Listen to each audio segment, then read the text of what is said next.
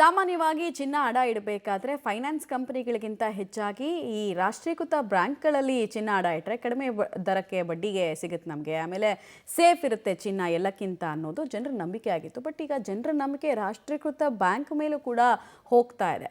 ಅಡ ಇಟ್ಟ ಚಿನ್ನ ಸೇಫ್ ಅಲ್ಲ ಅನ್ನುವಂತಹ ವಿಚಾರ ಮೇಲಿಂದ ಮೇಲೆ ಕೆಲ ಪ್ರಕರಣಗಳ ಮೂಲಕ ದಾಖಲಾಗ್ತಾ ಇದೆ. RBI ಇದರ ಬಗ್ಗೆ ತುಂಬ ಸ್ಟ್ರಿಕ್ಟಾಗಿ ಗಮನ ಹರಿಸಬೇಕಾಗಿದೆ.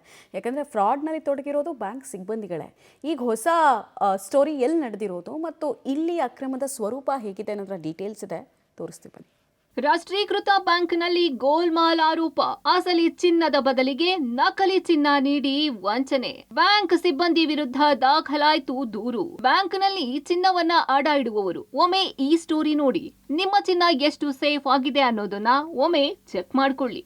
ವಿಷಯ ಏನಪ್ಪಾ ಅಂದ್ರೆ, ಮಹಾಲಕ್ಷ್ಮಿ ಲೇಔಟ್ನ ಶಂಕರನಗರ ಮುಖ್ಯ ರಸ್ತೆಯಲ್ಲಿರುವ ರಾಷ್ಟ್ರೀಕೃತ ಬ್ಯಾಂಕ್ ಗ್ರಾಹಕರೊಬ್ಬರಿಗೆ ವಂಚನೆ ಮಾಡಿದೆ ಎಂಬ ಆರೋಪ ಕೇಳಿಬಂದಿದೆ.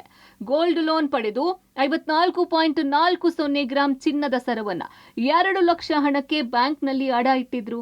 2025 ಜನವರಿಯಲ್ಲಿ ಅಡ ಇಟ್ಟಿದ್ದ ಚಿನ್ನವನ್ನ 2026 ಜನವರಿ 13ರಂದು ಬಿಡಿಸಿಕೊಂಡಿದ್ದಾರೆ.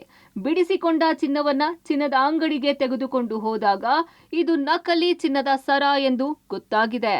ಬ್ಯಾಂಕಲ್ಲಿ ಇಟ್ಟಿದ್ದೋ ನಾವು 2 ಲಕ್ಷಕ್ಕೆ ಇಟ್ಟಿದ್ದೋ. 11,700 ರೂಪಾಯಿ ಮಂತ್ಲಿ ನಾವು ಕಟ್ಕೊಂಡು ಬರ್ತಾ ಇದ್ದೀವಿ. ಬ್ಯಾಂಕ್ದು ಇದನ್ನು ಬಡ್ಡಿ ಮತ್ತು EMI ಎರಡು ಇದು ಕಟ್ಕೊಂಡು ಬರ್ತಾ ಇದ್ದೀವಿ.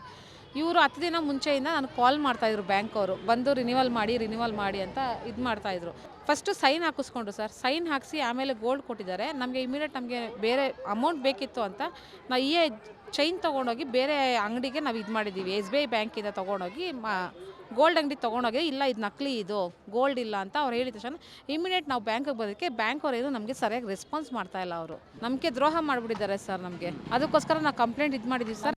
54.40 ಗ್ರಾಂ ಚಿನ್ನದ ಸರವನ್ನ 20 ತಿಂಗಳಿಗೆ 2 ಲಕ್ಷಕ್ಕೆ ಅಡವಿಟ್ಟಿದ್ರು. ಇದರಲ್ಲಿ 12 ತಿಂಗಳ ಹಣ ಕಟ್ಟಿದ್ರು. ಇನ್ನು 85,900 ರೂಪಾಯಿ ಕಟ್ಟಬೇಕಿತ್ತು. ಈ ಚಿನ್ನದ ಸರವನ್ನ ಬಿಡಿಸಿಕೊಂಡು ಚಿನ್ನದ ಅಂಗಡಿಗೆ ಮಾರಲು ಹೋದಾಗ ಇದು ನಕಲಿ ಚಿನ್ನದ ಸರ ಎಂಬುದು ಬೆಳಕಿಗೆ ಬಂದಿದೆ. ಬಳಿಕ ಬ್ಯಾಂಕ್ ಸಿಬ್ಬಂದಿ ಕಳ್ಳಾಟದ ಕುರಿತು ಚಿನ್ನದ ವಾರಸುದಾರರು ಮಹಾಲಕ್ಷ್ಮಿ ಲೇಔಟ್ ಪೊಲೀಸ್ ಠಾಣೆಯಲ್ಲಿ ದೂರು ದಾಖಲಿಸಿದ್ದಾರೆ. ನಮಗೆ ಹೆಚ್ಚಿಗೆ ಹಣ ಬೇಕಾಗಿದ್ದರಿಂದ ನಮ್ಮ ಕಕ್ಷಿದಾರರಿಗೆ ಅವ್ರೇನು ಮಾಡ್ತಾರೆ, ಅಲ್ಲಿ ಬಿಡಿಸ್ಕೊಂಡು ವಿತಿನ್ 5 to 10 ಮಿನಿಟ್ಸ್ ಅಷ್ಟೇ, ಭಾಳ ಹೊತ್ತೇನಿಲ್ಲ, ತೊಗೊಂಡೋಗ್ಬಿಟ್ಟು ಸೇಟು ಅಂಗಡಿನಲ್ಲಿ ಅದನ್ನು ಅಡಮಾನ ಮಾಡೋಕ್ಕೆ ಹೋದಂಥ ಸಂದರ್ಭದಲ್ಲಿ, ಮೇಡಮ್ ಇದು ಇಲ್ಲ ನಕಲಿ ಚಿನ್ನ, ಇದರಲ್ಲಿ ಪೆಂಡೆಂಟ್ ಒಂದು ಬಿಟ್ಟರೆ ಬೇರೆ ಯಾವುದೂ ಚಿನ್ನ ಇಲ್ಲ ಅಂತ ಹೇಳ್ತಾರೆ. ಅವರಿಗೆ ತುಂಬ ಶಾಕ್ ಆಗುತ್ತೆ.